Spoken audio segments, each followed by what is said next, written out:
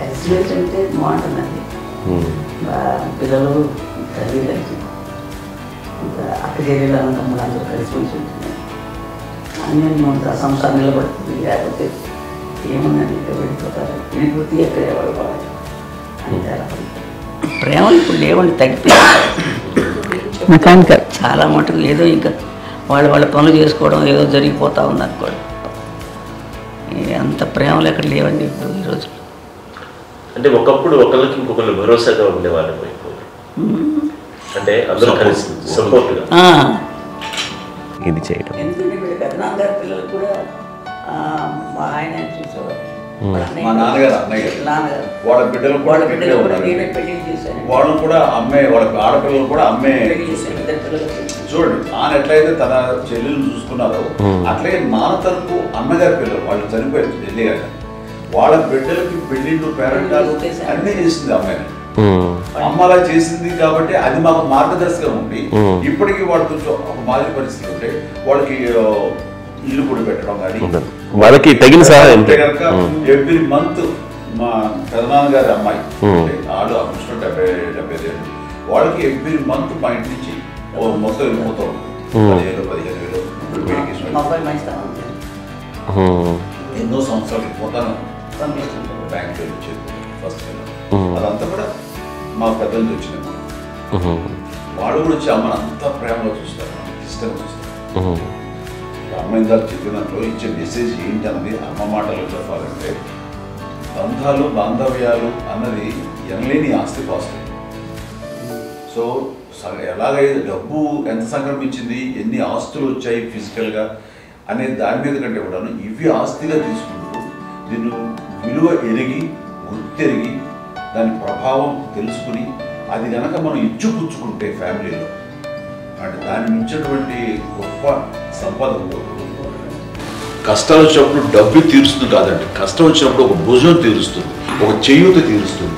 అది మన blood relation మనలో మనకి అది ఉండటం అనేది అదృష్టంగా ఫీల్ అవుతుంది.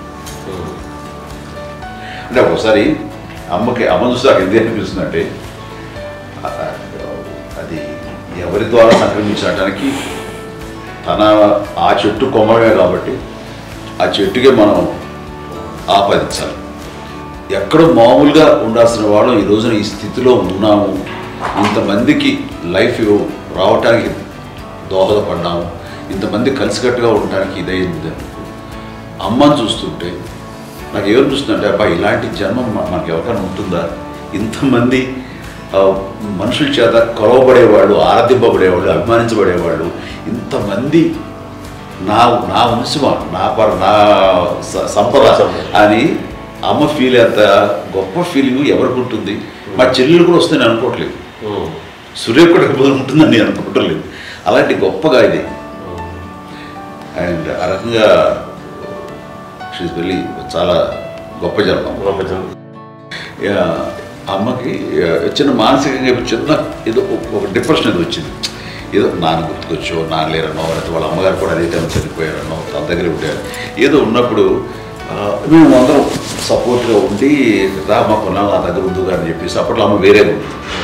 ఉన్నప్పుడు ఒకటే మాట, అమ్మ నీలాంటి గర్భం అంటే అంజనమదే గర్భం అని బయట ఎన్నోసార్లు నా ఫ్రెండ్స్ కానివ్వండి, బయట కానివ్వండి, కొన్ని సందర్భాల్లో మీటింగ్లో కానివ్వండి, స్పీచెస్లో కానీ అన్నవాళ్ళు ఎంతోమంది అన్నారు. వాళ్ళు ఆ మాట అంటే రీజన్ తెలుసా నీకు? కోటాల్లో ఎంతమంది తల్లులకు నీకు వచ్చిన అదృష్టం, నీకు లభించినటువంటి వరం ఎవరు లభిస్తున్నావు?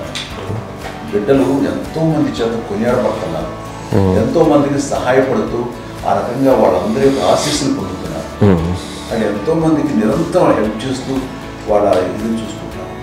అవి ఆ భగవంతుడు మీరు చేసిన పూజల వలన ఆ భగవంతుడు మన నెక్స్ట్ తరాలకు కూడా మనకి ఇలాంటిది వారసత్వంగా ఇస్తూ అదే రకంగా కొనసాగించేలాగా మనకు అదృష్టం ఇచ్చారమ్మా. ఇంతమంది ఎవరు నీ నుంచి వచ్చిన వాళ్ళే, నీకు పుట్టిన వాళ్ళే. నీ ఎంత గొప్ప గర్భం, ఎంత గొప్ప జన్మ నీది. అలాంటిది నువ్వు ఇలా అవ్వబెట్టి నీది హై లెవెల్లో ఉండాలి నీ ఫీలింగ్స్గా నువ్వు కానీ.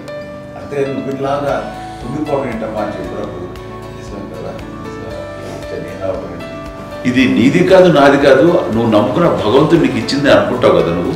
ఆ భగవంతుడు కృతజ్ఞత తీర్చుకునే ప్రతిరోజు ఆయన ధ్యానించు, ఆయన పూజలో ఉండు, నీకు ఆయనే ధైర్యం ఇస్తాడు. అంతేగాని నువ్వు నెగిటివ్ సైడ్ ఆలోచించుకోమ్మా. మా అందరికీ పాజిటివ్నెస్ ప్రివేల్ చేసిన దానివి, ఇచ్చిన దానివి, అందించిన దానివి.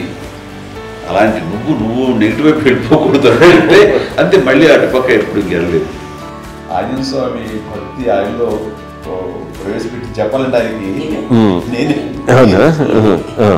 నేను నమ్మిన దేవుడు ఇంట్లో నేనే ఇంట్రడ్యూస్ చేశాను. ఫస్ట్ నానంత ప్రగాఢంగా నమ్మి ఆయన దాని వల్ల లబ్ధి పొందారు. ఆయన అందులో మమ్మల్ని మించిపోయిన స్టేజ్కి వెళ్ళిపోయారు. ఆయనతోటి ఆంజనేయ స్వామితో ఇంటరాక్ట్ అవుతూ అట్లా ఆయన నన్ను నమ్ముకుంటుంది. ఆయన నానంటాడు అంతా నా గురువు, నా పెద్ద కొడుకే, పెద్దోడే ఎన్నిసార్లు